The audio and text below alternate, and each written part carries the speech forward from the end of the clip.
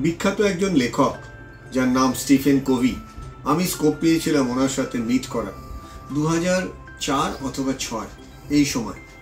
তিনি খুব ক্লোজলি আমাদের কিছু সাকসেসফুল এন্টারপ্রেনার বা লিডারদের নিয়ে একটা ট্রেনিং করাচ্ছিলেন।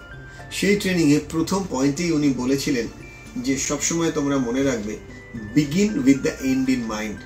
যে কোনো কাজ শুরু করার আগে তুমি কোথায় গিয়ে নিজেকে রিচ করাতে চাও সেটা কিন্তু মনে রাখবে, এবং তার সাথে এটাও মনে রাখবে অলওয়েজ বি প্রোঅ্যাক্টিভ। প্রোঅ্যাক্টিভ মানে you have to take the responsibility that আমি আমার জীবনে যেখানে নিজেকে নিয়ে যেতে চাই তার জন্য আমি নিজের দায়িত্ব নেব।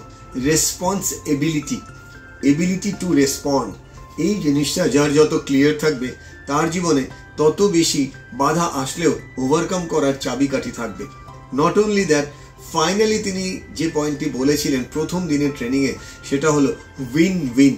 প্রথম দিন আমি উইন উইন শুনে বুঝতে পারিনি এই কথাটার মানে। ওনার বক্তব্য অনুযায়ী উনি বলেছিলেন always believe in others, always give extra to others, it will come back to you. Win win মানে আগে তোমার উল্টো দিকের মানুষকে জেতানোর চেষ্টা করো, দেখবে সেও তোমাকে জেতানোর চেষ্টা করবে। বলে উনি শেয়ার করেছিলেন একটা দারুণ গল্প, যে গল্পটা একটা মেটাফরিক স্টোরি। এক ভদ্রলোক মারা গিয়ে জানতে পারলেন ওপরে গিয়ে যে তার কাছে অপশন আছে দুটো, সে স্বর্গেও যেতে পারে, নরকেও যেতে পারে।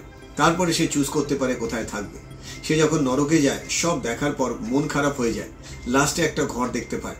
সেই ঘরে ঢোকা মাত্র দেখে প্রত্যেকে খেতে বসে আছে একটা লম্বা টেবিলে। ঢং করে ঘন্টা পড়ার পর তিনি যেন দেখতে পাচ্ছেন সবাই খাওয়ার চেষ্টা করছে, খেতে কেউ পাচ্ছে না। তার কারণ প্রত্যেকের হাতে যে হাতের পোর্শনটা, এখান থেকে একটা লম্বা চামচ আর এটা লম্বা কাঁটা দেওয়া আছে, খাওয়াটা রাখা আছে সামনে। সবাই খাবার খেতে যাচ্ছে কিন্তু খাবার যাচ্ছে পড়ে। তখন তারা না খেতে পেয়ে তারস্বরে চেঁচাচ্ছে। উনি দেখে তো বেরিয়ে আসলেন, গেলেন এবার স্বর্গে।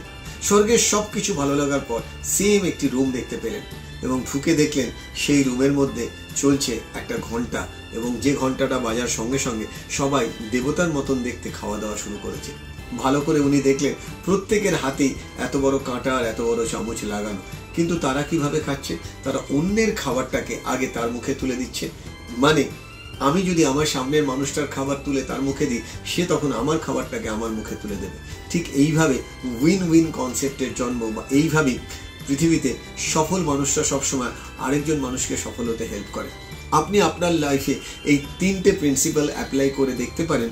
আমি জানি আপনি যে ফিল্ডেই থাকুন না কেন, সেই ফিল্ডে নতুন করে নিজেকে খোঁজা, নিজেকে বোঝা আর নিজেকে পাওয়াটা আপনি পেয়ে নিজেই আপনি বলবেন যে বোঝে সে খোঁজে, যে খোঁজে সে পায়। নমস্কার।